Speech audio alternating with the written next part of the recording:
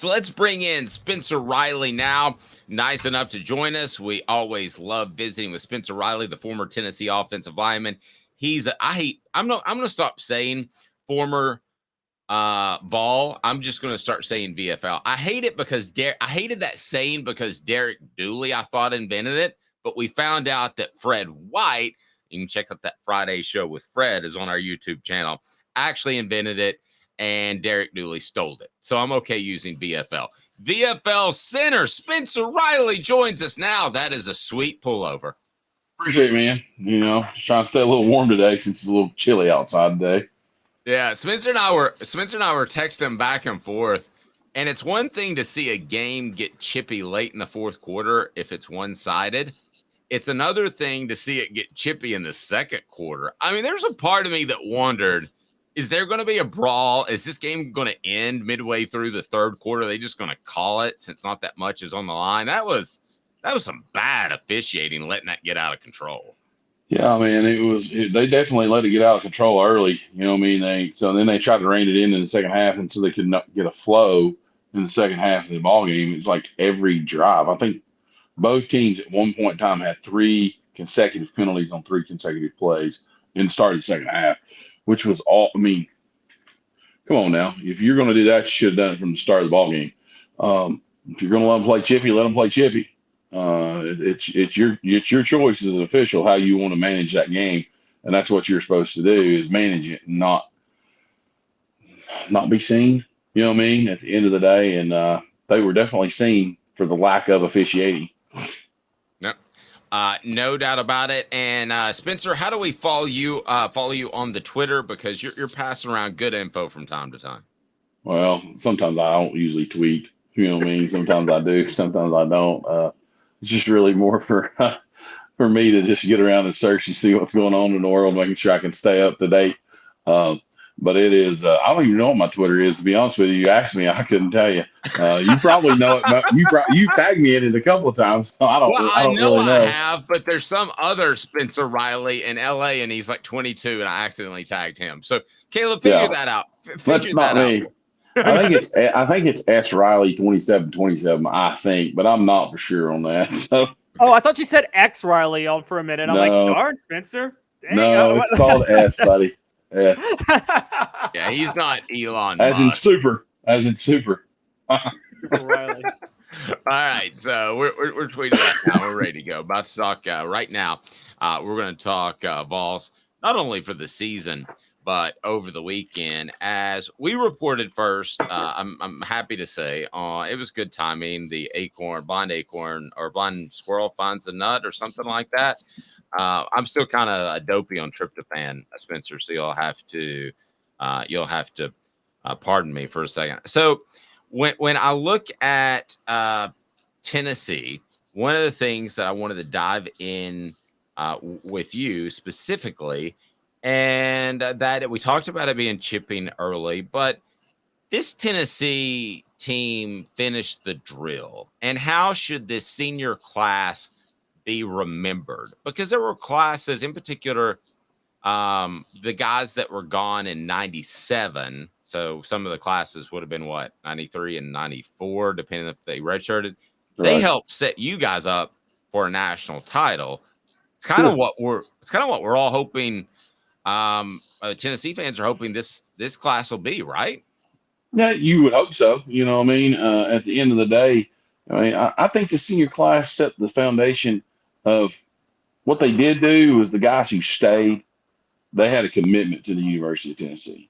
You know what I mean? And then they brought in some transfers and things of that nature. But the guys who stuck it out through the bad, you know what I mean? And really endured and suffered through those times.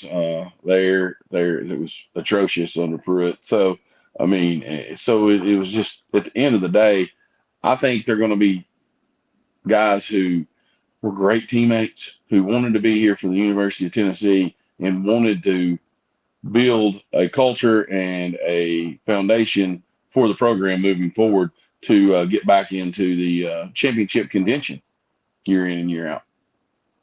Yep, I agree completely, Caleb. Spencer, on just a personal level, I guess, watching somebody like Joe Milton play so well his final game. What does something like that mean to a player like you? Who, Joe Milton had his ups and downs at Tennessee. He really struggled at times, but it was his last home game, and he just put on probably the best show since a Tennessee quarterback since Jonathan Crompton in 09 versus Memphis was the name. What does that mean for you to see a player on his last game be able to do something like that?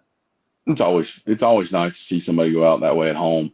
Especially after all the criticism that he received throughout the year about, hey, he shouldn't be the guy, and you never heard him say a bad word about anybody, anything. He put his nose down. He did what he was supposed to, and he was a great teammate. And he ended up having a phenomenal day versus Vandy. And I'm proud of him, proud for him, excited for him to end his home season that way. Nope, I completely agree. Let's play a little 4 downs, if you don't mind. How does that work for you? Are you into that, Spencer? You ready to play a little 4 downs? Never heard it, but we'll see. I'll make it work as I go. I can't. I'll just be honest with you, man. I don't get to watch the show all the time, so I hadn't heard the 4 downs. But I'm in. We'll do it. All right. The program again brought to you by our new friends. It is T. Scott Jones, Tennessee's trial attorney, play to win, banksjones.com. Why Banks Jones? Other lawyers say they'll go to trial. They won't. They'll settle and settle for less. Banks & Jones is ready to go to trial for you. Truly, Tennessee's trial attorney. Let's get to 4 downs right now. And this is exciting because it's the first time Spencer's heard it. And it's even more exciting because my board got rebooted when the power went out overnight. So I'm trying to find it. Wow, let's go. 4 downs. 4 questions. 4 answers. The Dave Hooker Show. 4 downs. A presentation of offthehooksports.com. All right, here we go. 4 downs. I got questions for my man here, Spencer Riley. And I want to frame this correctly. Are these concerns about Josh Heupel fair? So I'm going to ask you and Caleb these concerns, and then let's discuss if they're fair. Because I think that Josh Heupel came into this season as the golden child of coaching. He's figured out offense like no one else ever, and he's doing a great job. And the transfer portal is filled with stars, which wasn't exactly the case. So let's go to 4 downs now, and I want to ask you, Spencer, your thoughts on these different situations. And by the way, offensive linemen are always the most fun to interview. That's why Cooper Mays is on the channel. We'll have him later today. Cooper, what should people do when it comes to the channel? Cooper Mays here. Hit like and subscribe. Thank you. Spencer, you and I would have had a good time with NIL back in the day. You know that, For right? sure. No doubt. Oh, man. We would have blown it out of the water. If I could pay Spencer to come on the show every Monday back in the day, forget it. All right, here we go. First down, Coop. Coop here. First down. All right. So is this a fair concern that Josh Heupel is good with quarterbacks, not great with quarterbacks? I think Josh Heupel's great at quarterbacks. Okay. I mean, he's done a really good job. I mean, I'll just be honest with you. I think Hendon really performed probably better than he probably should have in his career here. I would agree with that. And Hendon and Joe Milton both. I'll just be honest with you. I would agree with that. I think he coached around some of Milton's deficiencies. And at the end of the day, I don't know that Tennessee would have been any better than 8-4 had they gone in a different direction. All right. What about you, Caleb, on first down? Your thoughts? Yeah, I think Josh Heupel is incredible at coaching quarterbacks. I'm not so sure if he's great at getting them perfectly developed for the NFL, but he's great at making them look great in college. I mean, that's the Steve Spurrier comparison. I don't know any Steve Spurrier quarterback that made it to the NFL, but hey, Caleb, that's not their job. I mean, in the NFL, they got to train them up just as much as you do in college. You know what I mean? So those coaches got to do their part in the NFL. Yeah, nobody comes up to Tom Osborne and says, man, if you could have made that Tommy Frazier a better NFL quarterback. No doubt. All right. What down is it, Coop? Cooper Mays here. Second down. Here's the one pushback I'll give on the quarterbacks real quick is I think he gets locked into guys. does. I don't think he wants to deviate from his original plan. Offensive line toughness, is that a concern? They were a great running football team in the beginning. Had they had Cooper Mays, this probably isn't even on my radar. But there were some times without Cooper Mays in particular that I kind of wondered. And there are a couple of guys that are second stringers that aren't pushing for first team jobs. I don't want to out them necessarily, but offensive line toughness, is that a concern for about Josh Heupel that you might have, Spencer? Well, I think it goes back down at the end of the day. The team takes on the mental makeup and the physical makeup, the mental makeup of the head coach. At the end of the day, I think Josh Heupel was a tough quarterback in college. Do not get me wrong. When I make this statement, I think as a group they're not very tough.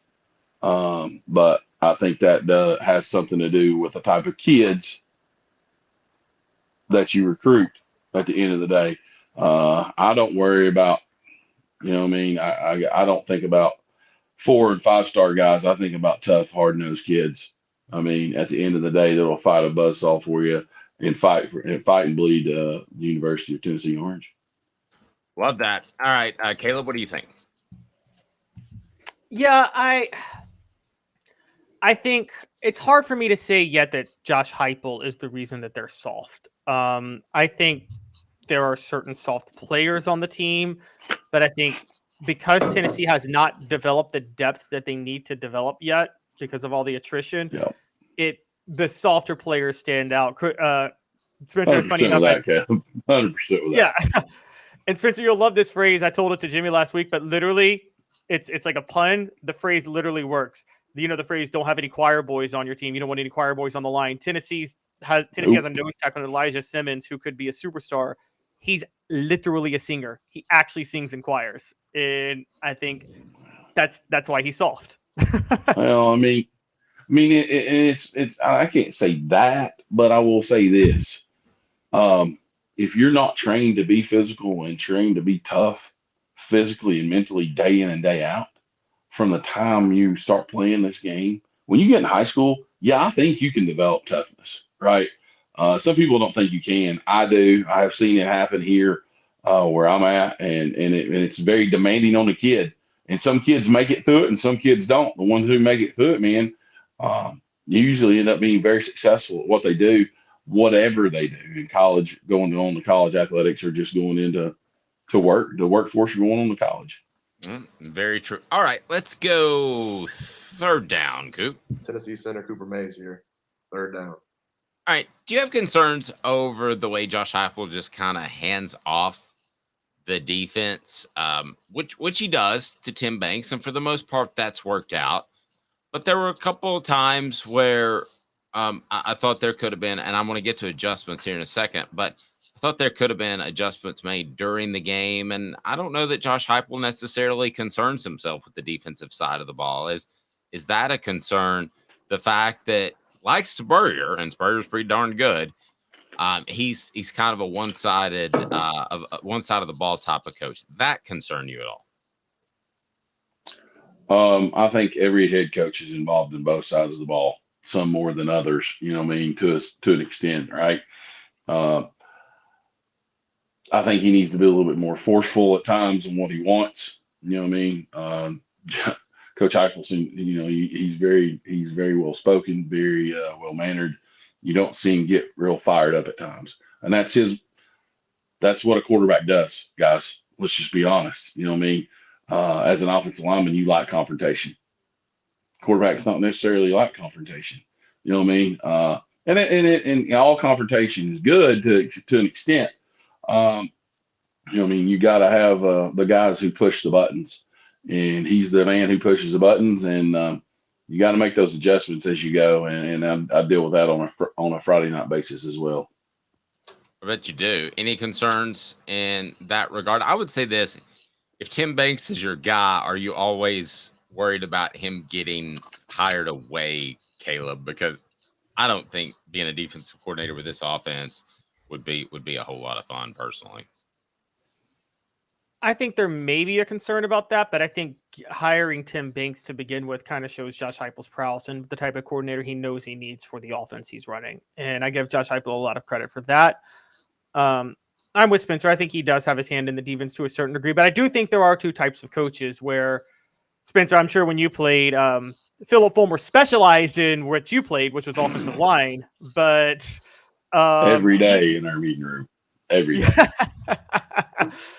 But I'm sure Fulmer could walk into the defensive back room and talk to defensive backs if he needed to about stuff. Whereas I think Heupel has a little more of the Spurrier thing going where he likes to focus on what he likes to focus on and have the other side just kind of locked down by somebody else.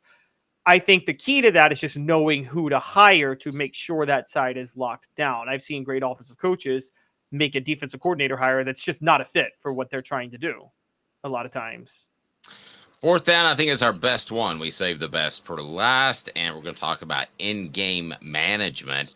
4 downs today brought to you by Herald Group Security Solutions, leadership experience, specialization, addressing problems through unique mission-specific mitigation techniques, also making your children safer one school at a time. We're in private schools now. We're going to get in public schools. I can promise you that. HeraldGRP.com. Also, your workplace can be safer. Let's avoid the tragedies that have been too much a part of our country's recent history. 4th down, Coop. All SEC center Cooper Mays here. 4th down. All right. Game management.